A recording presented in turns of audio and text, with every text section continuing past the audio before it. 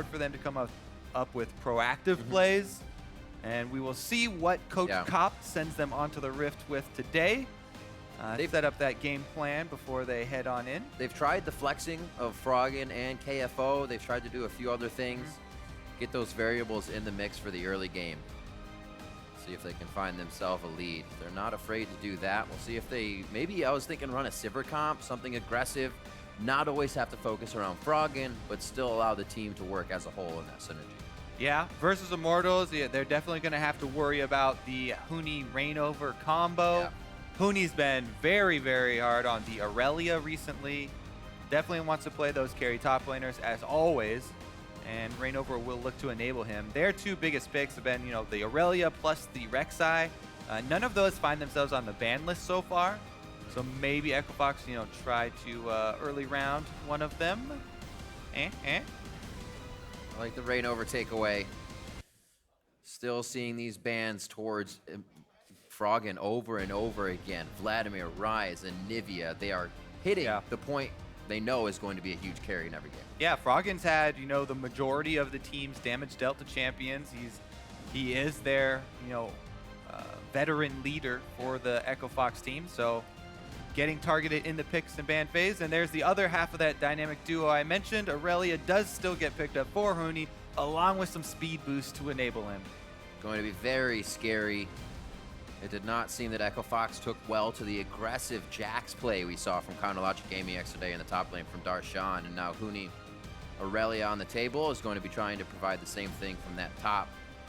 Equifox will have to be aware in the early game to not fall too far behind against an Immortals comp. They're probably going to keep building it out to go faster and go straight to your face as much as they can. Yeah, and a lot of that responsibility will be on Grigny's shoulder. This is a guy they subbed in the latter half of their series yesterday and is going to remain on the starting lineup. Grigny will be piloting the Rek'Sai. See what they pair with it. Lucian Braum, that's a great kill lane there. Does have a lot of early pressure, and Keith and Big can try and go aggressive early maybe. They got the Lucian. That's all Big wanted. Get the Lucian. There you go. Get that Ghost Blade. Try and make some plays roaming around the map here. Ghost Blade plus Braum plus Rek'Sai, setting themselves up. I like what they're doing in this champ select at least. Definitely finding the entry paths to get into their win condition. What will be the walk, the block? Wow, words are hard today. I was gonna say the wall and the blocker, but they just decided to go together. The wobble knocker? The wobble knocker. What will be that wobble knocker that Immortals finds?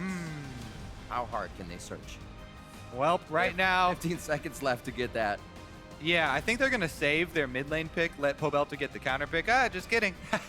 Viktor is definitely one of the easiest mages to blind pick in the current state of the game. Actually, during most iterations of Viktor, he's been a strong blind pick mid lane champion, so they're actually not scared about showing both of their solo laners. And only hiding the AD carry here for Immortals makes me think that they would like to go with some sort of Twitch or Ashe pick or something like that. A little bit out of the ordinary maybe. They actually went with WildTurtle on Jinx yesterday as well. So still putting up some variables there that they may choose. Maybe put the Tristana. We actually saw him going for a very fast turret game in that Jinx pick. So Triss could still do that if they choose to go so. Yeah, they very well could go for the Tristana turret game. They could also go for what their comp might be kind of lacking right now is some reliable engage. So the Ashe is speaking to me because you don't really want Irelia as your primary. And even Gragas going in there with the barrel is a little bit unreliable. Huni's saying, but what do you mean? I am human Ashe Arrow. I will dive into the back line and just kill the AD carry. It may just be that. We do see the Jax picked up by KFO. I was wondering, would they take damage to damage, and they do so in that top lane. We'll see how KFO fares through that. Huni will be a tough matchup. This is the Sivir comp coming now from Immortals. That does seem more likely because Ashe is very fearful of Lissandra plus Divers combo with the rest of the squad that Fox are showing right now. And Sivir can also rely, provide some sort of engage with the extra speed boost. With Karma and Sivir, this is a very mobile Irelia, a very mobile entire team of Immortals. And they are going to go that route. Plus, we've seen Keith Oh, actually, WildTurtle is going to be the one nabbing that one. Haha! Sivir's on the other foot this time. So the double TP holding with 40 seconds left on the side of Echo Fox. They look to probably have a calm early game again. Get Froggen going, make sure KFO can start pressure in the side lane, then try to get Immortals running scared for that teleport play. Immortals, they're ready to fight. They're ready to go right in with this comp. Yeah, let's see what Echo Fox decided to start out with, because the Jax Irelia lane is easily swayed by jungler intervention. And I would expect Rek'Sai to be able to get up there pretty early. We'll see what ReignOver does. Maybe he hovers on that top side of the map for Huni. As we did say, Grigny back in, or not back in, still in place of Hard, as he was swapped out just yesterday. And we'll see if he can prove to be one of the big pivotal points out of the jungle for Echo Fox. Get on Twitter to fly your team colors. Tell the world who you are behind using hashtag FOXWin or hashtag IMTWin. And we'll tally those up as we get into game. You see the comps on your screen. Echo Fox looking to turn things around. Immortals looking to kind of just pan things out, figure out where they're going to be continuously going right, and stay on that path. They've been doing well. It's 4-1 versus a 1-4. We'll see if Echo Fox can put their foot down here as we get onto the Rift. Yeah, I think a lot of that will be due to can Froggen in the mid lane on this Lissandra create some space for himself to get around the map and start ganking. Our most successful Lissandras have started to influence side lanes early and often in their games, not waiting until super late game for those flank initiations with teleport, but trying to roam around. See who can get scuttle control early as well to help those roams, get everybody moving. Fox already wants to get something on the platter here. Just toying with ReignOver to see if he gets aggressive. Maybe a Huni will pop out of the fog of war as per usual if they get aggro early game. But it looks like safety in the line of scrimmage, even though it gets pushed back a bit. ReignOver doesn't want to give up too much. Yeah, you very much have to respect a Braum in the early levels. Winter's Bite, one of the things that can't secure that first blood. Echo Fox trying to get those deep wards down. I think it's because the Lucian Braum does not want to deal with all the poke of the Sivir Karma lane, trying to shove them in. As a Braum, you know, you can make that all-in play with the Lucian Braum lane, but if you don't find success, then Sivir Karma will have wave control, try and poke you guys down. It's hard for that melee versus the double ranged. Looks like they will be able to get their lane swap though, and Immortals are going to start off on the little bit greedy side, taking away the Krugs here from Echo Fox, and everything's going to be pretty much mirrored. Just an extra camp start there.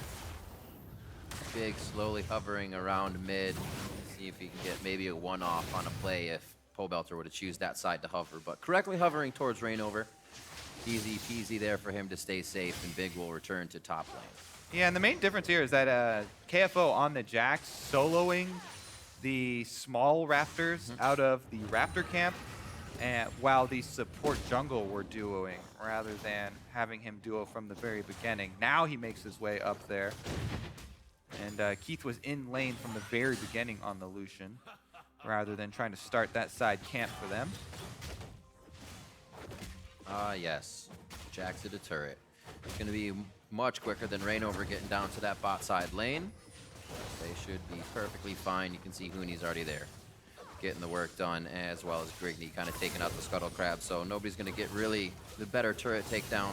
They'll be pretty much even on this. Adrian, you can see the back line taking out the minions so they don't get hit by the minions coming in as well. All the little things to keep the turret takedown in play. Keep yourself ahead of the game. Yeah, the really big differentiator here might be that we have an Infernal Drake as our first Drake for both these teams, and we have seen a couple of teams tunnel on really early Drake opportunities, especially when there is that Infernal, because it is their favorite, giving those immediate combat stats. It is going to be the double back. They have set up the forward wards down there, Kobe. We saw two just get placed in. ReignOver is trying to get himself a little bit deeper as he takes away Krug. So that Infernal may be on the list. Yeah. As we see Echo Fox just getting the blue over the Froggen. It's funny because everyone loves the Infernal so much just because it gives you damage, and damage is, oh, great. Oh, it's awesome. Even if these are people who aren't building damage and won't actually benefit from that much. Plus, you know, that Drake, since it's percentage-based, you know, not exactly the best early game Drake. Good to have in your pocket for later, though, once everybody does start getting their damage items. So far, though, nobody tunneling on it, and just standard swapping back. Both top laners backing off. Looks like we may have a recall interrupt here. Huni is just being super mobile right now. Bottom lane picking up CS, going to the mid lane. He's going to pick up a few here and tax his Blade Surge across the lane to go back top. Keeping himself mobile, make sure he's not going to go down, but also on the map. We saw him kind of do this yesterday because his flash had to be blown, but now he's kind of just relegating himself to walking, experience, now to the top. They have everything in order. Yeah, and because of that extra CS, he's eked out a 200 gold lead or so over KFO, you know, plus that partial level lead that he does have over him, which is very big as far as the top laners meeting back up. Every little bit counts for top laners in lane swaps. Yeah. See the KFO back now all the way to base, walk down the lane. Yeah, Won't really be a part of the delayed. gold. We'll actually see how Immortals distributes that here. Both Adrian and WildTurtle are going to back off. Yeah, that's why we really emphasize and point out the recall interrupts, because 10 seconds like that can mean a huge, huge difference here in the early game of a lane swap. Both teams are trying to give over their solo gold, but again, the experience, an entire level at this stage in the game means a lot if they are to meet up and have to fight each other. Froggen and Pobelter basically fighting waves in the mid lane here. We did see Froggen did teleport back to lane, so that'll be kind of pressure relief from any type of play we'll see from him just yet. But as level 6 comes up, those should synergize quite well. Froggen in the mid lane doing very well for himself, though. Talking about gold leads, he's got that very small 100. But again, the Huni and ReignOver combo. Ooh, flash blown early here. So he's going to have to play cautiously for 5 more minutes. But the Huni ReignOver combo, you know, ReignOver is also ahead in the jungle a slight margin. And that's where this very, very small Immortals gold lead does come from. Yep. Fox not doing too shabby, though. This is better than usual. It's definitely something they should keep an eye on themselves, seeing how this early game went, how they played the lane swap. We said the 10 minutes was up to 1,000 gold down for Echo Fox. They're keeping that a bit closer here, but a lot can happen in 3.5 minutes, and it looks like things are going to start as those outer turrets get down. You get a little more pressure in the inner side of the jungle. Yeah, Fox actually go a wave ahead on the top side. They shove it all the way in. Collapse down here for some mid lane pressure. Wave clear ultimate from Pobelter is going to run them off. So now we look at the bottom wave that's crashing. In this, you always have to keep track of just the minion waves. It's going to be very, very important that they can get this all the way into the turret, so they bring down Adrian as well. There goes the Sivir wave clear, no problem. And how many will KFO be able to pick up? Rek'Sai is here to try and lend support and allow him to CS perfect. Yeah, the rest should be good. He got all these ranged minions. Oh, that's gonna. Oh, that is a little scary. Missed 1, 2, 3. Whack Oh! minion. And now the other ones step up. Should be able to get that. So KFO building up, still 43-20 in the CS difference of that lane, and it's not getting any easier for him here. Yeah. That turret's just laughing behind him. Jerk turret. 8 minutes on the clock, 700 gold. See how quick it just kind of separates. We're gonna see if Fox can find themselves a way back in. Nobody's holding too much right now. If you can see 500 gold lead towards the top lane. It's mostly in the Trinity Force race, Yeah. and that's very important. As we said, you know, this Huni versus KFO Jax Irelia matchup can be swung pretty easily if one starts to pull out ahead. And whoever finishes their Trinity Force first has a very big advantage during that lull. Huni would love it, more than aggressive, or more than would love to just go in and each fight aggressively and continue fighting Keith every time he can find him. They could set up for this Infernal now, actually, because they do have Huni on top side with teleport. whereas the duo from Echo Fox is up there and have no way of joining. So this is an Immortals Infernal Drake, pretty free right now.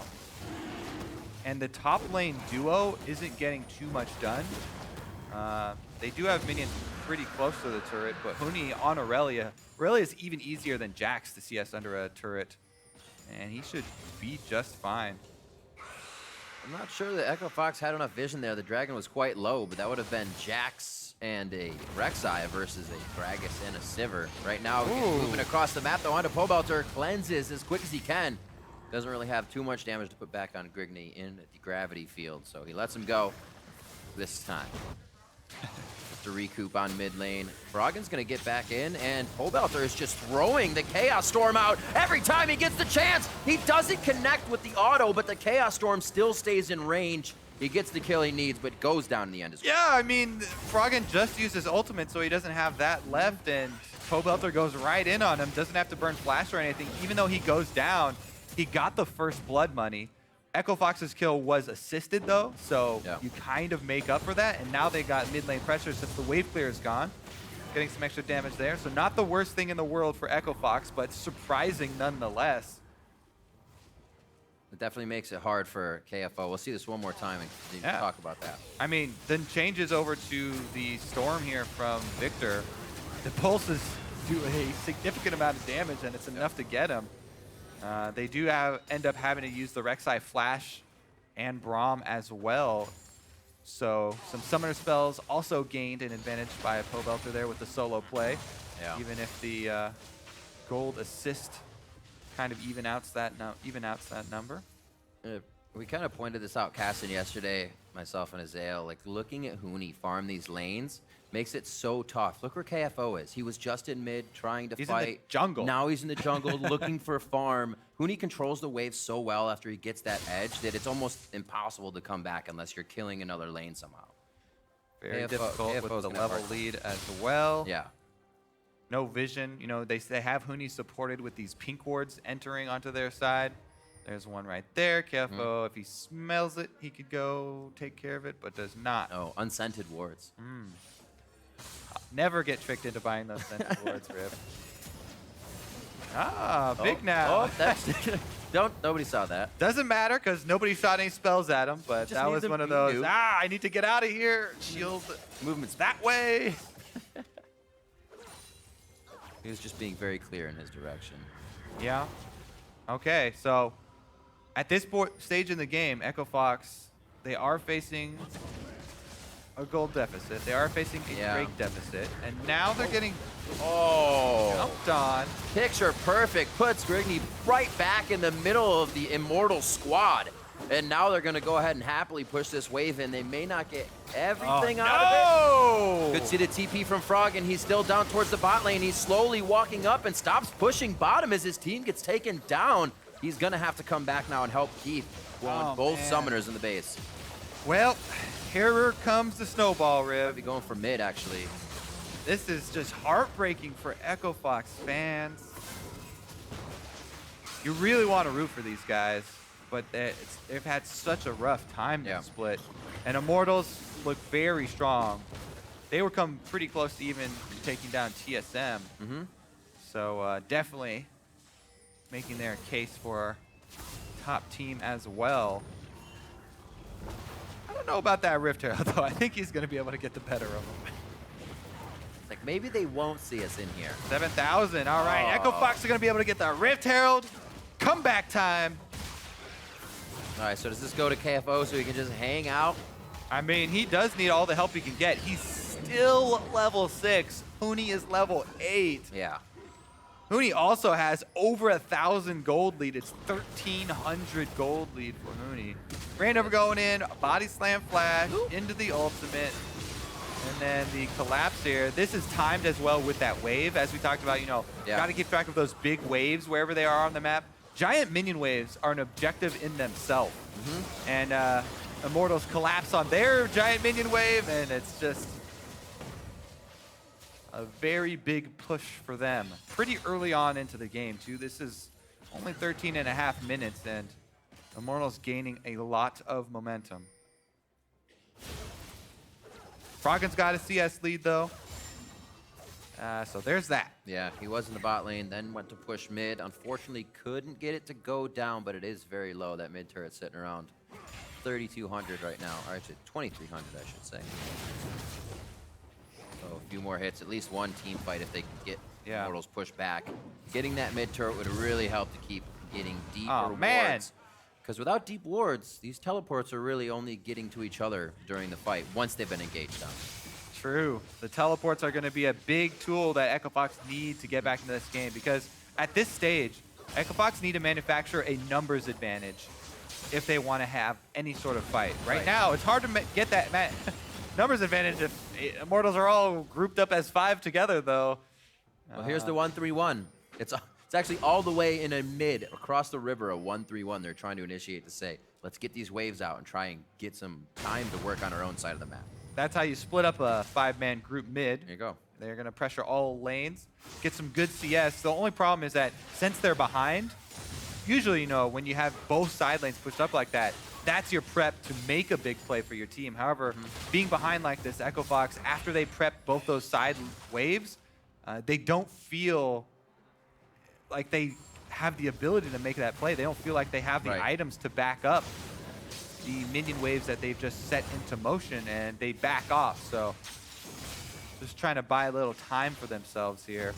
Maybe, as you said, you know, they try and get a little bit deeper wards down. Yeah. It would be that teleport from Froggen. He's post level 11 now, so Lissandra with that level 2 ultimate, they can try and delete someone before Immortals can react.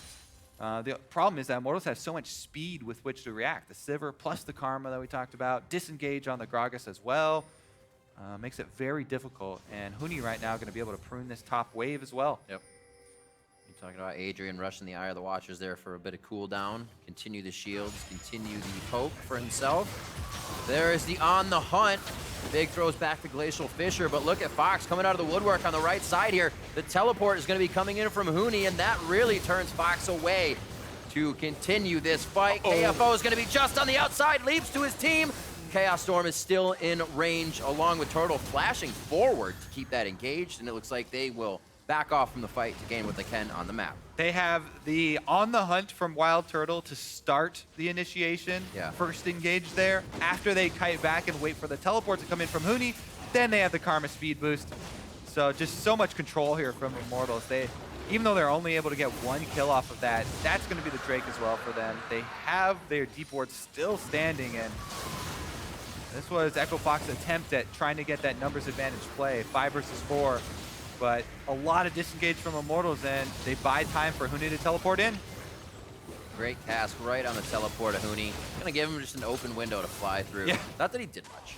Those flashes from Immortals at the end definitely not needed from both Adrian and WildTurtle. They're getting hungry. However, it probably won't end up costing him. Maybe that does, you know, bite the duo lane here if EchoFox are able to strike back and try and catch them out of position. But as of right now, Immortals are feeling so calm that they can just spend those spells at will, pretty much. Grouping up once again to try and pressure this mid turret. That is a good point. There's not much to punish when those flashes are down on the side of Immortals. They can pretty much take the fight at any point in time at this juncture. 5-1, 17:20 on the clock, and they take down the mid turret.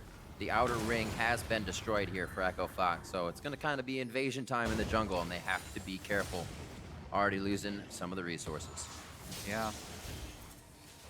EchoFox, they're kind of in that stage where they really, I don't know, they need to focus on mentality, I think.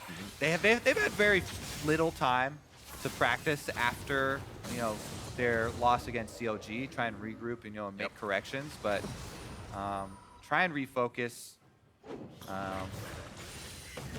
because it can only get better.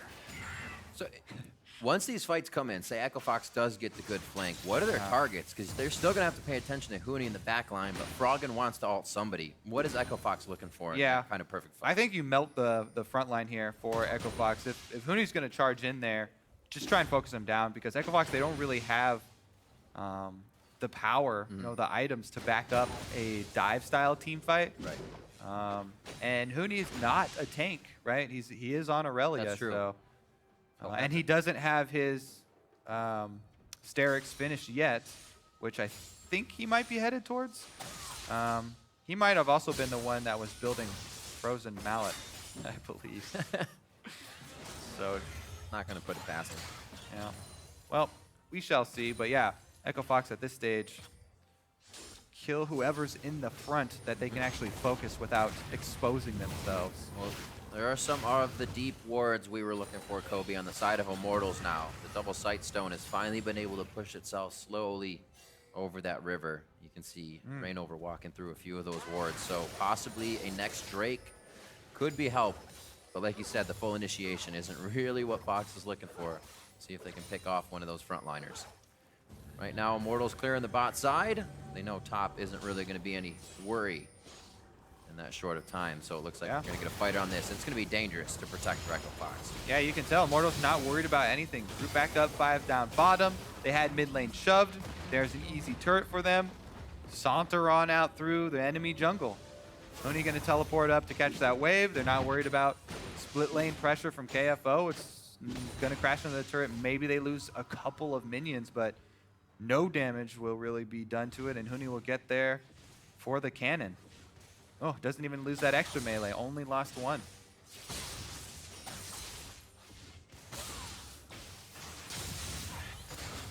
Everybody participating in just about all but one kill on the side of Immortals here.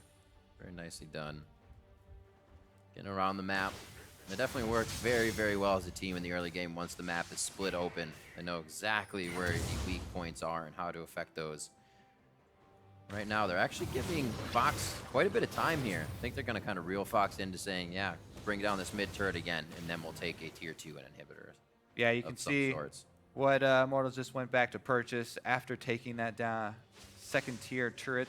There's only 1 second tier left on the map, right in the middle. Immortals, they don't have to do anything except for 1 split push. Their 4 squad is so safe with the Karma and Sivir speed that we've already seen them demonstrate, plus the disengage from Gragas. That 4-man squad can hold mid forever pretty much, and Huni does have that small lead on Irelia, so he's just fine. He's level 11, got that level lead plus tiny bit of item lead. And now here we go. Echo Fox trying to set up a numbers advantage play. 2 versus 1. Try and turn the tides here. Take out this split pusher. Try and take advantage of Huni's hubris. Well, maybe Huni goes super aggressive and they can turn it around on him. This is really their only hope. If they see Froggen, they might just try to squeeze out mid. These are both teleports in the bot lane right now, and that's going to be tough. They can't get back to the fight. Huni actually stays alive here, but Immortals don't get Baron at this point. 21 minutes would be a pretty hard fight for them, but they were looking to bait in something there. Yeah, I think that Immortals might be looking to clean up the last secondary turret first before they start going with the Baron baits. But that's going to be a very real threat. Infernal's going to be up in 25 seconds for Immortals.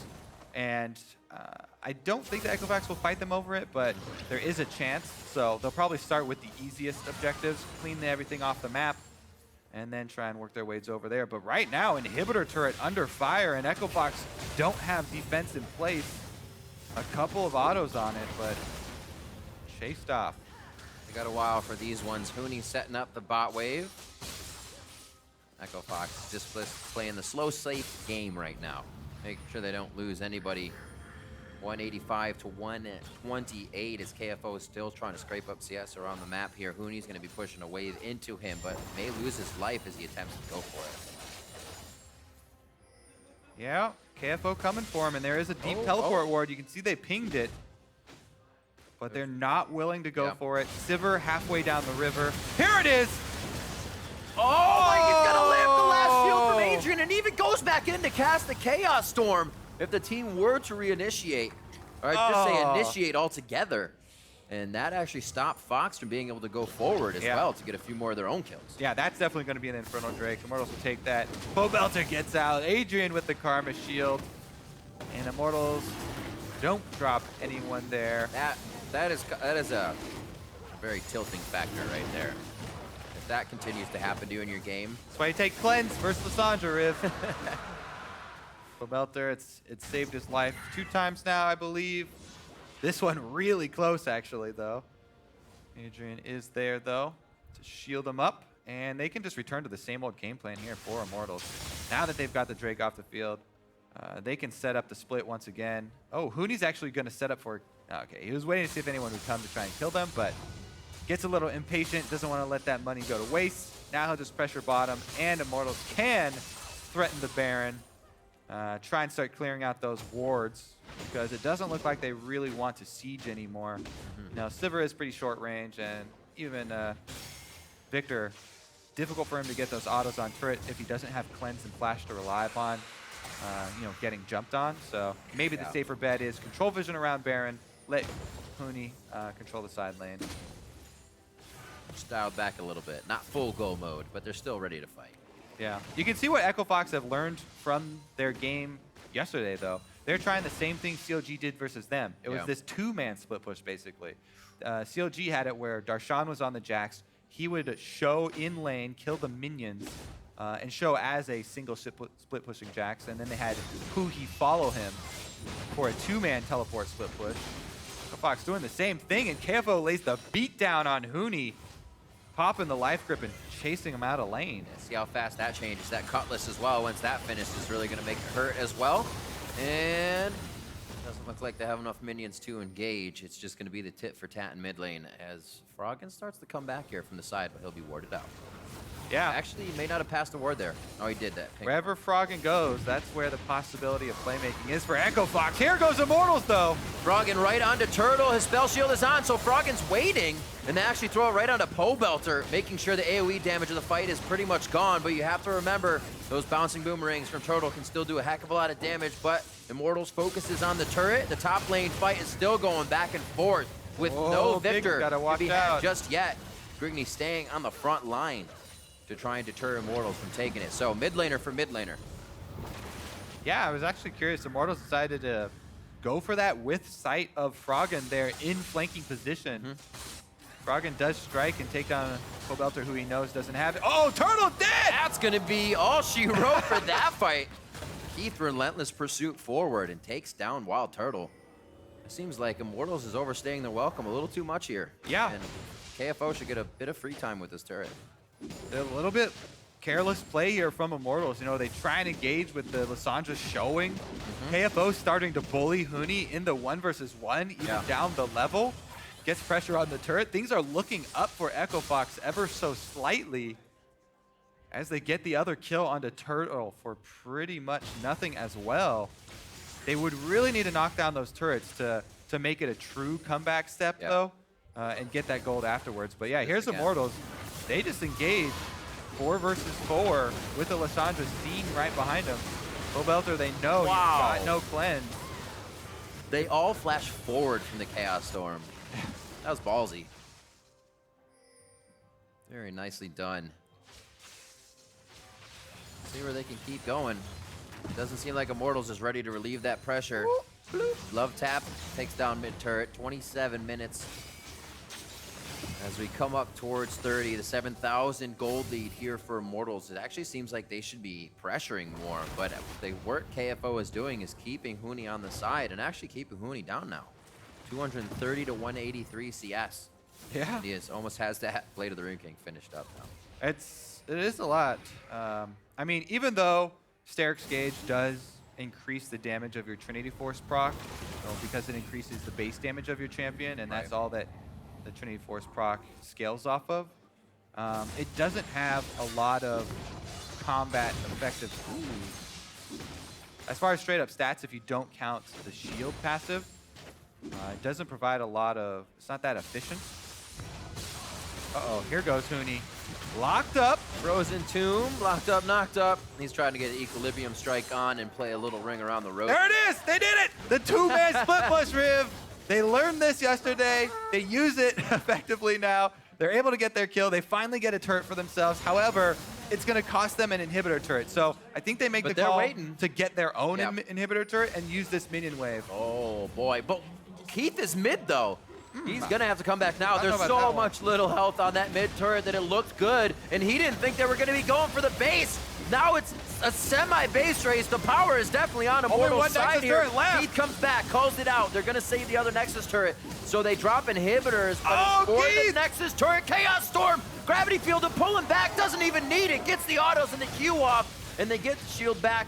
Pobelter, that means he can still go hard under the Nexus turrets, but they say, wait a minute. Not get too crazy here. They've backed out of our base, so we can slow this down and see how they try to defend. Huni's got teleport, though. He's waiting to teleport in. Immortals are not done. They're going to make Echo Fox pay for that.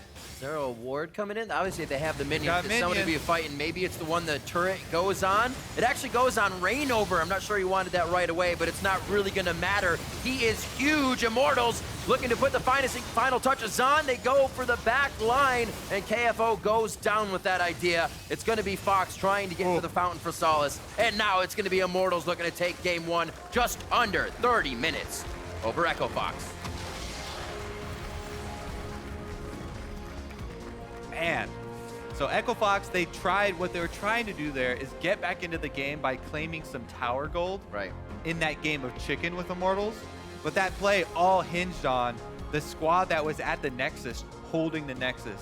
And Echo Fox tried to get one too many things. They wanted to get the inhibitor plus mid lane turret, which was about to fall over, but Keith not being there from the very beginning to try and defend Nexus turrets ended up costing them. And when he did get back, then Pobelter was able to 100% him. So Echo Fox, they were trying to make a bold move to get back into the game with some tower gold. It's always the risky. We can call their bluff. Maybe we'll kind of spook them enough to get out of there. But Immortals, they knew. They're like, no way, we're going right for the Yeah, the I mean, turrets. at that stage in the game, you don't have very many options That's as true. Echo Fox. And so, they tried to make the play to get back in, but Immortals not going to let them have it. And what was that, 29 minutes, just under 30 minutes there for the first game.